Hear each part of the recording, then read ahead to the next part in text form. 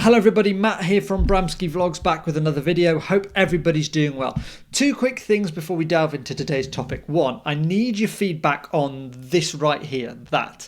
So I've had a lot of blank space in the back of my videos and on the thumbnails for quite a while. I do put text on the top, but it was remarked upon by someone recently that there was just so much of this. And what I've done is I put the piece map of my favourite ski area, the ski veld, on this board behind me. Let me know what you think about that area, if it works or if it doesn't, in the comments below. Second thing, 77% of you who watch the videos right now are not subscribed to the channel.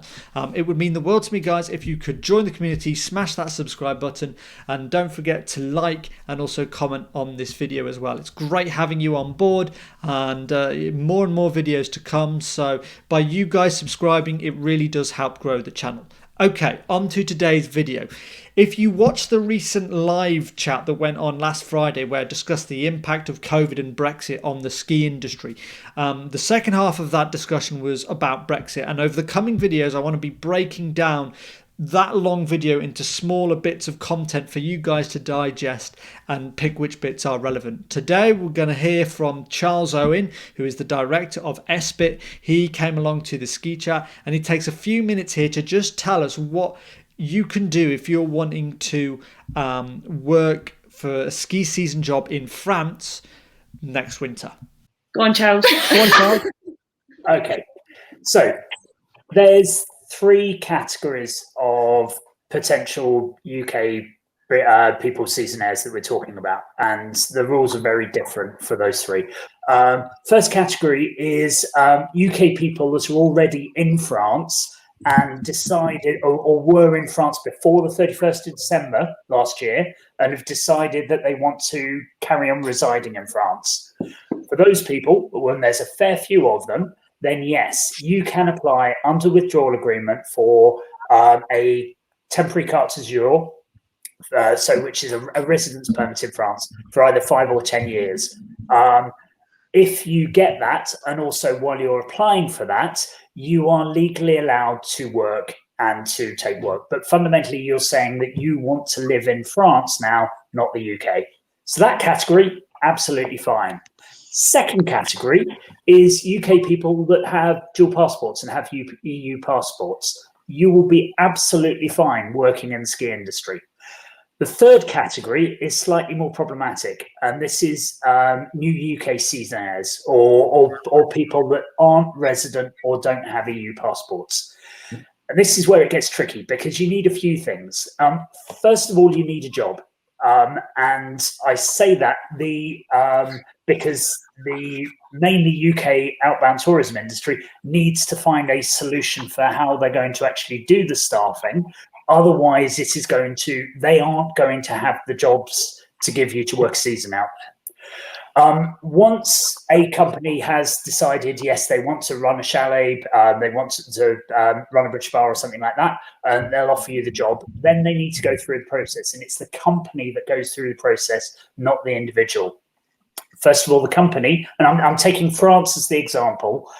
It is slightly different in other European countries.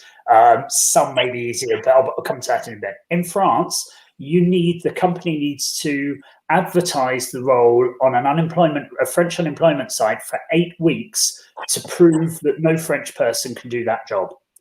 Once they've done that, the company has to apply for a work permit.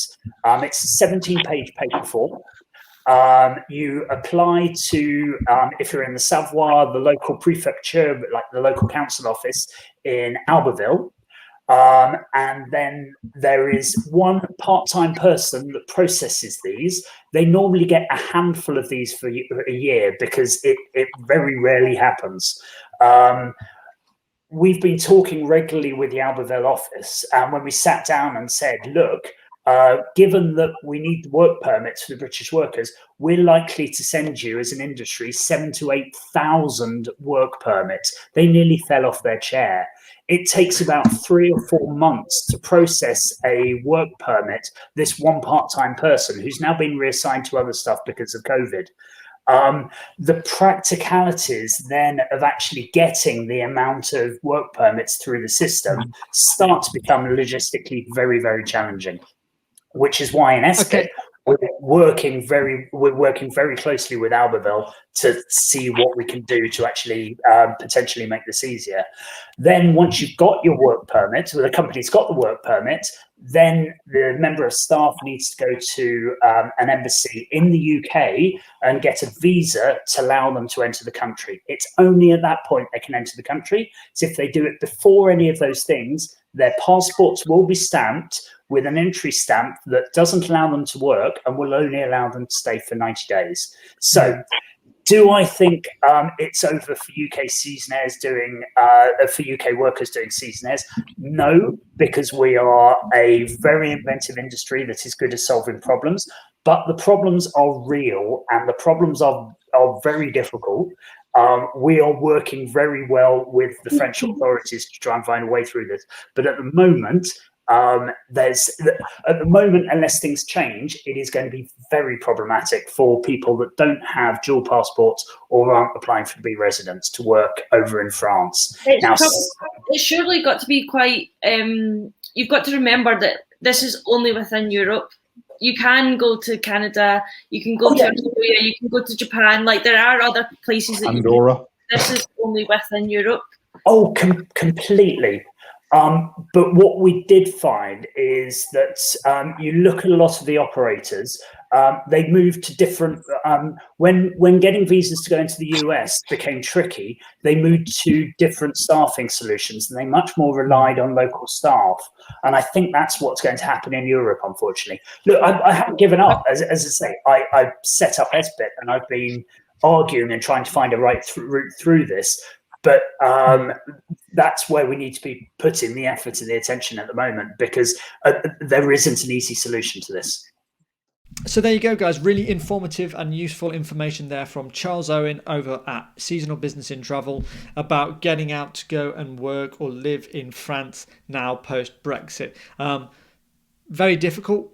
I think that's a fair assessment of how it sounds right now. And of course, there's still so much that we don't know. We're waiting for the travel situation to hopefully get back to some form of normality in the summer, but they're still trying to sort it out now at the moment. So I want to hear what your thoughts are on what you've just watched. So let me know in the comments below any questions or anything that Charles said that you might agree or disagree with. And of course, let me know what you think about that up there in the corner. Don't forget to subscribe to the channel. As I said, 77% of you are not subscribed at the moment, so smash that button and I will see you in the next video.